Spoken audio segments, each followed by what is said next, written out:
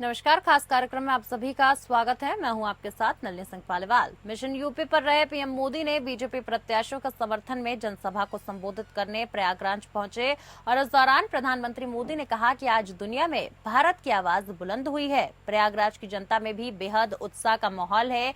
आज भारत तेजी से आगे बढ़ रहा है, यूपी विकास की नई ऊंचाइयां छू रहा है।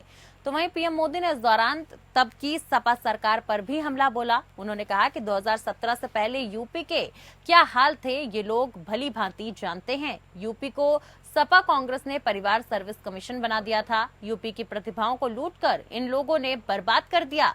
जनसभा को संबोधित कर रहे पीएम मोदी ने राहुल गांधी को भी निशाने पर लिया। उन्होंने कहा कि शहजादे भारत को बदनाम करने के लिए विदेश जाते हैं और वहां भारत को गाली देते हैं। उन्होंने कहा कि सपा शासनकाल में जाति देखकर नौकरी मिलती थी। यूपीपीएसी का नाम बदलकर परिवार सर्विस कमीशन रख दिया था। साथ ही सपा कांग्रेस सरकार में प्रयागराज के साथ काफी भेदभाव किया गया था। आगे प्रधानमंत्री ने कहा कि वोट बैंक के लालच में ये लोग कुंभ की व्यवस्था भी ठीक तरीके से नहीं करते थे। मोदी ने कहा कि 24 का चुनाव तय करेगा कि भारत के भविष्य की त्रिवेणी किधर से बहेगी। पीएम ने राम मंदिर के मुद्दे पर भी विपक्ष को घेरा। तो वहीं पीएम मोदी ने कहा कि आज भारत तेजी से बदल रहा है। विश्व पटल पर भारत की पहचान अब एक्सप्रेस वे से होती है, वह इंफ्रास्ट्रक्चर से भी होती है। भारत के डिजिटल टेक्नोलॉजी लेने के लिए विदेशी भी ललायत हैं। भारत दुनिया में अपनी आवाज बुलंद कर रहा है। तो यहाँ की T20 से दुनिया हैरान है। पीएम ने कहा कि प्रयागराज का मिजाज हर जगह से अलग है। यहाँ के लोग किसी से दबकर रहते हैं, न किसी से डरकर रहते हैं। जो जिंदा दिली मैंने प्रयागराज के लोगों में देखी है वो कम ही देखने को मिलती है। यही मिजाज आज के भारत का मिजाज है। वहीं भारत आज तेजी से बढ़ रहा है। हर देशवासी पूरी तरीके से खुश है। सपा कांग्रेस और इंडी गठबंधन वालों को ये बात हजम नहीं हो पा रही है। कांग्रेस के शहजादे भारत को गाली देने के लिए विदेश जाते हैं। इंडी गठबंधन का एजेंडा है कि वो सत्ता में आए तो कश्मीर से आर्टिकल 370 और CAA खत्म कर देंगे। आपको बता दें कि लगातार देश में चुनावी प्रचार प्रसार जारी है और इसी बीच जब प्रधानमंत्री नरेंद्र मोदी प्रयागराज में चुनावी जनसभा को संबोधित कर रहे थे तो उस दौरान उन्होंने इंडिया गठबंधन के साथी यानी कि सपा और कांग्रेस पर जमकर निशाना साधा। उन्होंने कहा कि इन्होंने जनता को सिर्फ लूटने का काम किया है और साथ ही साथ प्रधानमंत्री ने कहा यूपी को सपा कांग्रेस ने परिवार सर्विस कमीशन बना दिया है। मोदी का अटैक लगातार इंडिया गठबंधन के साथियों पर होता रहा। अब इसी कड़ी को लेकर आज खास कार्यक्रम में चर्चा करेंगे। आपको बता दें कि पीएम मोदी के निशाने पर राहुल गांधी और अखिलेश यादव दोनों ही रहे। साथ ही साथ पीएम मोदी ने कई सारी बातों का, कई सारे अहम बिंदुओं का जिक्र किया। पीएम ने कहा कि जब प्रयागराज में सपा की सरकार हुआ करती थी तो ये लोग कुंभ का भी अच्छे तरीके से व्यवस्था नहीं करा पाते थे। तो वहीं पीएम ने सपा पर प्रहार करते हुए कहा कि सपा के कार्यकाल में, सपा के प्रशासन के दौरान राज्य में गुंडा राज लगातार जारी था। तो जिस प्रकार से पीएम ने लगातार सपा और इंडिया पर घेराव किया है, आज उसी को लेकर चर्चा करेंगे। और आज खास कार्यक्रम में चर्चा के लिए हमारे साथ खास मेहमान जुड़ चुके हैं। तो सबसे पहले आइए आप सभी का उनसे परिचय करा दूं। हमारे साथ भारतीय जनता पार्टी के नेता शशिकांत तिवारी जी मौजूद हैं। हमारे साथ कांग्रेस प्रवक्ता विजय कौशिक जी मौजूद हैं और सपा प्रवक्ता पूजा मिश्रा जी मौजूद हैं। आप सभी का बहुत बहुत स्वागत है। सबसे पहले पूजा जी, मैं आपका ही रुख करना चाहूंगी क्योंकि देखिए प्रधानमंत्री ने कई सारे गंभीर आरोप सपा पे लगाए हैं। कहा कि जब आपका कार्यकाल था तो आप लोग सिर्फ और सिर्फ जनता को मुद्दों से भटकाने का काम करते थे। कुंभ भी अच्छे तरीके से, व्यवस्थित तरीके से आयोजित नहीं कर पाते थे। और साथ ही साथ प्रधानमंत्री ने कहा कि यूपी को सपा कांग्रेस ने परिवार सर्विस कमीशन बना दिया है। और मैं प्रयागराज से ही जी। तो मैंने प्रयागराज को बहुत करीब से देखा और पूरा बचपन से लेके जो है अभी तक मैंने देखा हुआ है। तो माननीय प्रधानमंत्री जी जब यहाँ से भाषण दे रहे थे तो उन्हें एक बार इसको की चर्चा करनी चाहिए थी। जहाँ पे जो है इसको कारखाना है वो खराब हो रहा है। जब हमारी सरकार थी तो हमने सरस्वती जो है हाईटेक सिटी शुरुआत की थी, उसकी चर्चा करनी चाहिए थी। जिसपे इन्होंने फंड रोक दिया, वो काम जो है रुक गया, उस तरीके से गति से नहीं बढ़ पाया। इनको कॉटन मिल की चर्चा करनी चाहिए थी, जो कॉटन मिल नैनी में बंद हो गया कि हम शुरुआत करेंगे उसकी। इनको चर्चा करनी चाहिए थी। जो है यहाँ पे एक चौंपरास करके कहते हैं, वो मेडिसिन बनाती है नैनी में, उसका वो आधी बंद हो चुकी है और आधी ही बची हुई है, उस पे चर्चा करनी चाहिए थी इनको। जब ये यहाँ पे आए ही थे इलाहाबाद में, तो इनको सेंट्रल मिनिस्ट्री ऑफ इलाहाबाद की भी चर्चा करनी चाहिए थी, जहाँ पे छात्र संघ बंद कर दिया इनकी सरकार ने। छात्र संघ, इनका क्या होता है कि क्राइम अगर हो रहा है, इनके कहते ना नेता कि लड़कियों के साथ क्राइम हो रहा है तो 8 बजे के बाद बाहर ना निकले, ये क्राइम पे कंट्रोल नहीं करेंगे, वो उस चीज को ही बंद कर देंगे। इन्होंने छात्र संघ बंद कर दिया, छात्र संघ में जो है शासन कराना छोड़ दिया। उसके बाद में सेंट्रल मिनिस्ट्री की जो 5 गुना पीछे पड़ गई, उस पर चर्चा करनी चाहिए थी। यही प्रयागराज में सलोरी है, छात्रों का हब है, प्रयागराज चलता ही छात्रों से है, उनकी चर्चा करनी चाहिए थी। उनको नौकरियां नहीं दी और पानी गंदी आ रही थी, सरकार भी छात्रों के बारे में सोचते ही नहीं है।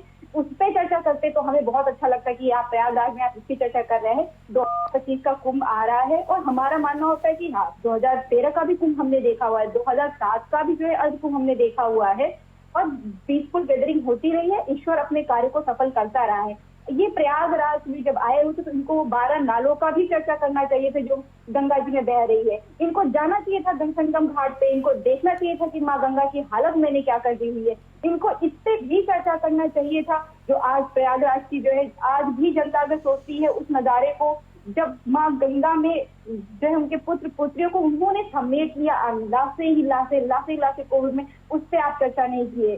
आज भी अगर हम चर्चा करते तो रोंगटे खड़े हो जाते हैं, हम वो मंजर भूल नहीं सकते हैं। आप सुविधाएं नहीं दे सके। अगर आप प्रयागराज में खड़े थे तो अगर काश आप ऐसी कोई बात किए होते, काश आप छात्र हितों की बात किए होते, काश आप प्रयागराज की उन्नति की बात किए होते, काश आप जो है फैक्ट्रियां बंद हो रही उसकी बात किए होते। हम तो नई की बात ही नहीं कर रहे हैं, हम तो पुरानी की बात कर रहे हैं। जो पुरानी चल रही थी वो बंद होती जा रही है। आप काश उस फंड की बात किए होते, काश आप बोले होते कि जो है हम फीस कम करा देंगे, सेंट्रल यूनिवर्सिटी जो है आपका हब है। काश आप यहाँ पे लड़के पलायन कर रहे हैं। नलिनी जी, इस पेपर लीक होने के बाद में प्रयागराज में लगातार लड़कों ने लड़कियों ने आत्महत्या किया है और काश ये इस पे चर्चा कर लेते कि ये आत्महत्याओं का दौर हम बंद करेंगे। प्रयागराज जिस तरीके से उपेक्षित हो रहा है, नाम बदल देंगे तो इलाहाबाद से प्रयागराज कर देंगे तो उसका गौरव नहीं बढ़ जाता। उसका आप नाम ना बदलते तो भी वो जो है प्रयागराज रहता और उसका गौरव बढ़ाते। लेकिन ठीक है शशिकांत जी, गौरव बढ़ाने वाले क्या कार्य भारतीय जनता पार्टी ने किए हैं? नाम तो बदल दिया, इलाहाबाद से प्रयागराज कर दिया, लेकिन ऐसे कौन से मुख्य काम आप लोगों ने किए जिनके बिना पर आप जनता के बीच जा रहे हैं? देखिए, पहली बात तो प्रधानमंत्री जी ने खुद ही कहा है कि किस प्रकार से यहाँ पे कुंभ और माघ मेले में किस तरह से सुव्यवस्थित अब लोगों को वहाँ पे संगम तट पे स्नान करने को मिलता है। इनके राज में क्या किया था इन्होंने? तो भगदड़ मचा के इलाहाबाद रेलवे स्टेशन जिसका नाम इलाहाबाद था, आप इतनी जानकारी रखते बताइए।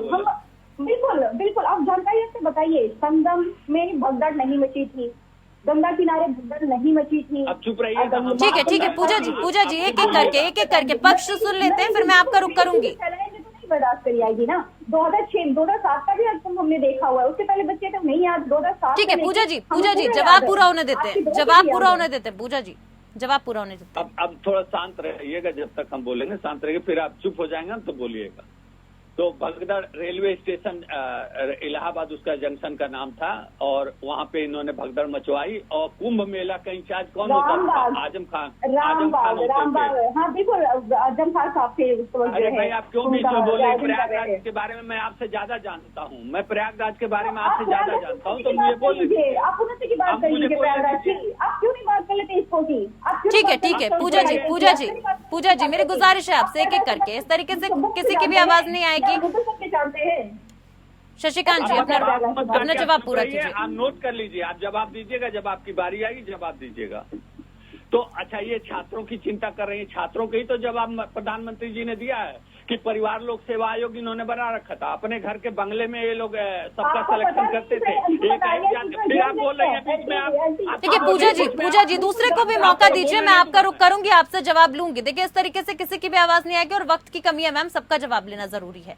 शशिकांत जी अपना जवाब पूरा कीजिए। अब ये छात्रों के आत्महत्या की चिंता कर रही हैं, आज छात्रों की चिंता कर रहे हैं। वहाँ छात्र मर गए इनके शासनकाल में और परिवारवादी जो है लोक सेवा आयोग बना करके अपने बंगले से ये रिजल्ट घोषित करते थे। ये 90-95% एक ही जात के लोगों का घोषणा कर देते थे कि सिलेक्शन हो गया। उत्तर प्रदेश लोक सेवा आयोग इनके परिवार से चलता था, इन्हीं के एक ही जात के लोग उसमें भर्ती होते थे। तब छात्रों की रोना कहाँ चला गया था? तब क्यों क्यों नहीं रोया आप लोगों ने छात्रों का रोना? उसी इलाहाबाद में लड़के तैयारी करते थे, एक का सिलेक्शन नहीं करते थे आप, एक ही जात के लोगों को ला करके भर देते थे। यही प्रधानमंत्री जी ने कहा है कि परिवारवादी लोक सेवा आयोग इन्होंने बनाया था और जेल चले गए। आपके पार्टी के बनाए हुए लोक सेवा अध्यक्ष उत्तर प्रदेश के क्यों जेल चले गए? जेल क्यों गए? ठीक है पूजा जी जल्दी से जवाब दीजिए, फिर मैं विजय कौशिक जी का रुख करूंगी। आप लोगों पर आरोप है कि आपके शासनकाल में जो शिक्षा व्यवस्था है वो पूरी तरीके से चरमराई हुई थी और सिर्फ एक ही व्यक्ति विशेष, एक ही जाति विशेष को लेकर आप लोगों ने काम किया है, इस प्रकार के आरोप आप पर लग रहे हैं।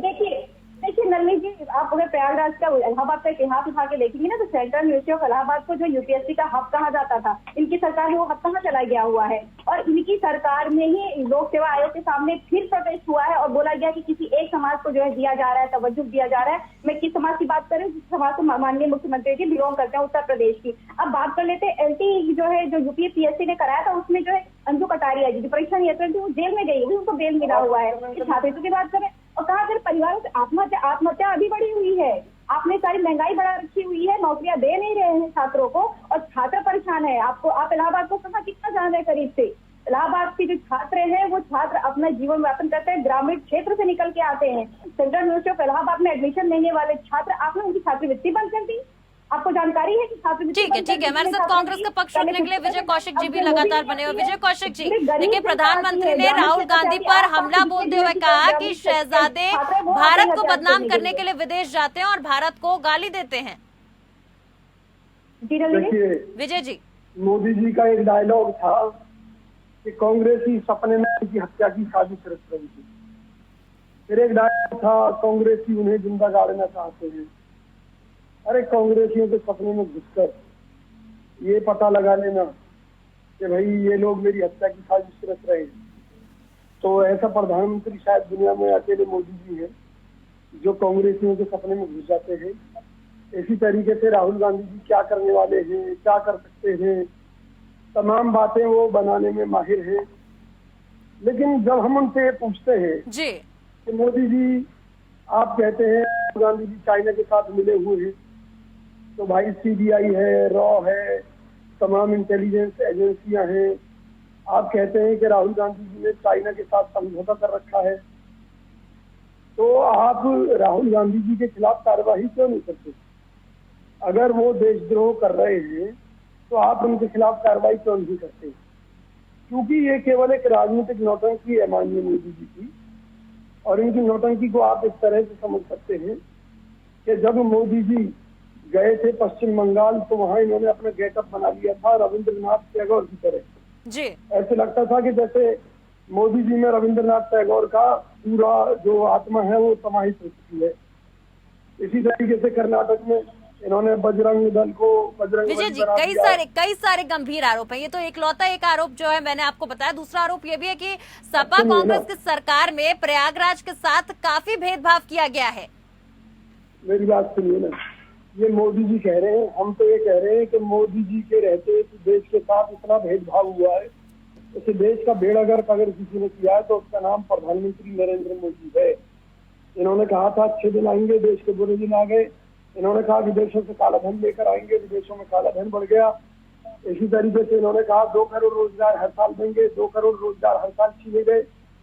कोरोना में इन्होंने कहा कि आपदा को अवसर बनाने का गुण मुझे आता है, तो इन्होंने आपदा को अवसर बनाते हुए वैक्सीन बनाने वाली कंपनी से मोटी रकम चुनावी चंदे में ली और देश की जनता को फर्जी वैक्सीन लगवाकर लाखों महिलाओं के मंगलसूत्र छीनने का काम मोदी जी ने किया।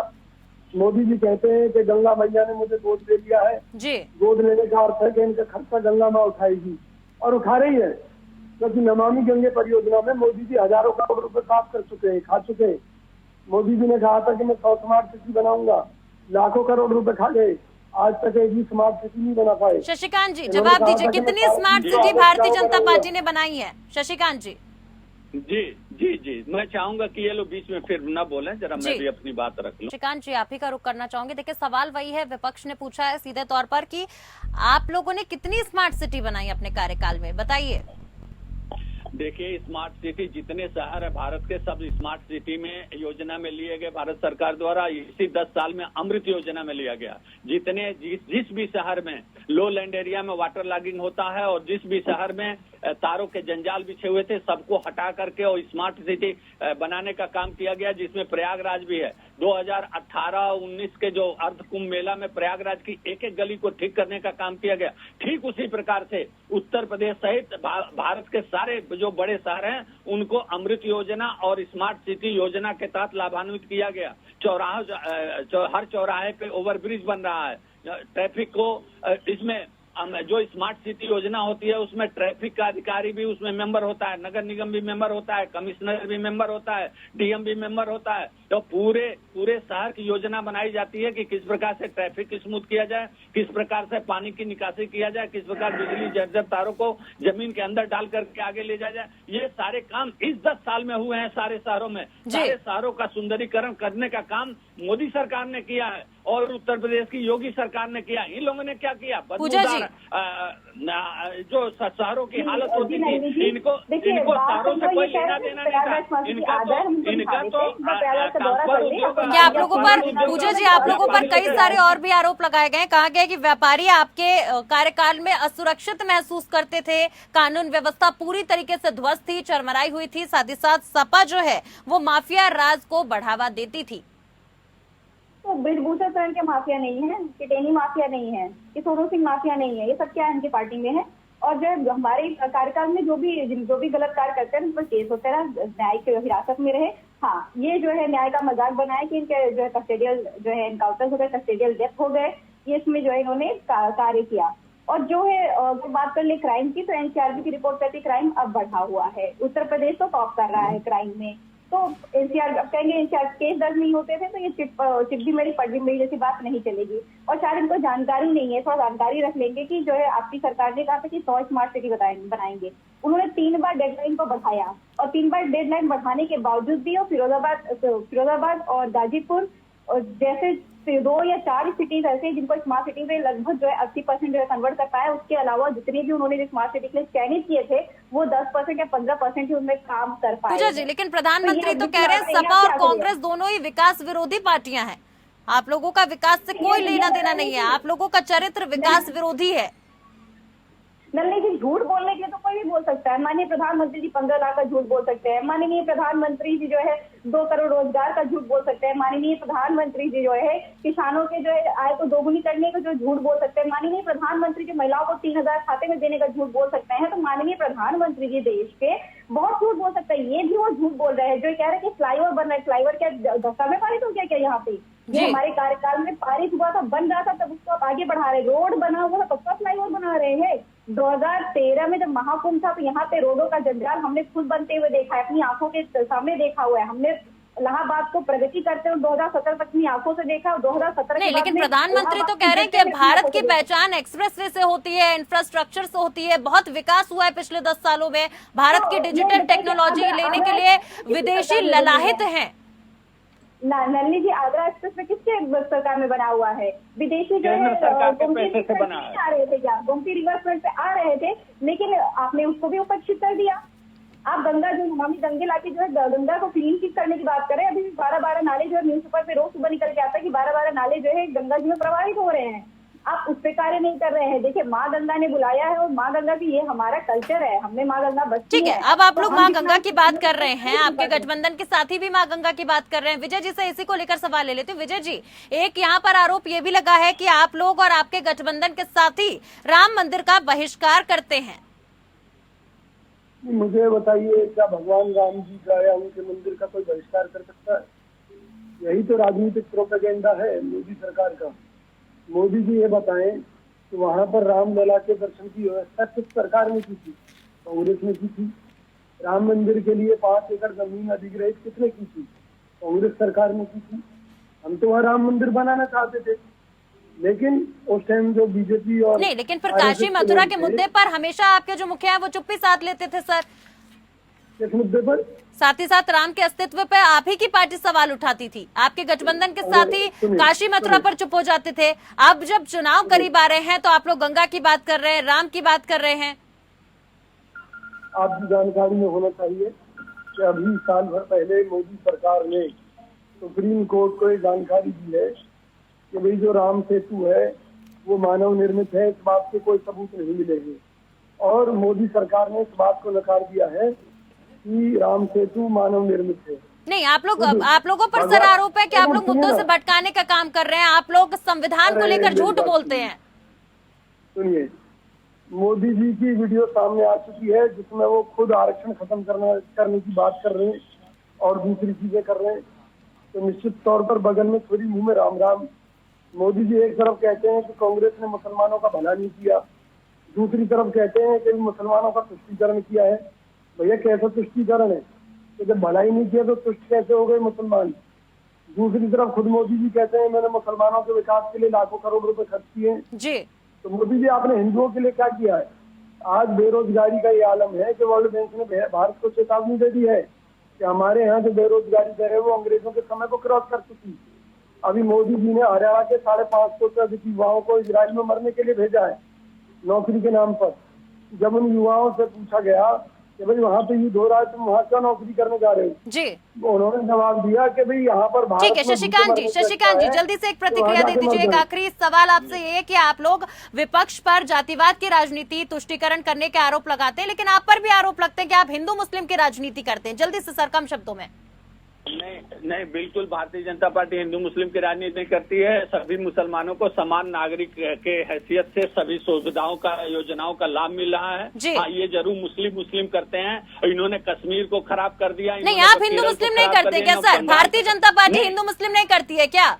नहीं, बिल्कुल नहीं करती। 140 करोड़ को सबका साथ सबका विकास नरेंद्र मोदी जी के नेतृत्व में हो रहा है और सभी मुसलमानों को समान। चुनावी माहौल में लग रहा है सर, वक्तव्य आए दिन बदलते जा रहे हैं। जब पहले आपकी पार्टी सिर्फ हिंदू होने का दावा करती थी, हिंदू की हितैषी पार्टी होने का दावा करती थी, अब जैसे जैसे पूर्वांचल को साधने की कवायद होती जा रही है, आरोप यही विपक्ष लगा रहा है कि अब आप लोग समझ चुके हैं कि बिना अल्पसंख्यकों को साधे आपका ये जो 400 पार का सपना है वो पूरा नहीं हो पाएगा। और लग रहा है आपके वक्तव्य से कि कहीं ना कहीं आपकी पार्टी भी समझ चुकी है। बहरहाल आप सभी का बहुत बहुत शुक्रिया हमारे साथ जुड़ने के लिए और अपनी राय साझा करने के लिए। और इसी के साथ सीधा रुख कर लेते हैं, पीएम मोदी का संबोधन हो रहा है बस्ती में, क्या कुछ कहने, चलिए आपको सुनवाते हैं।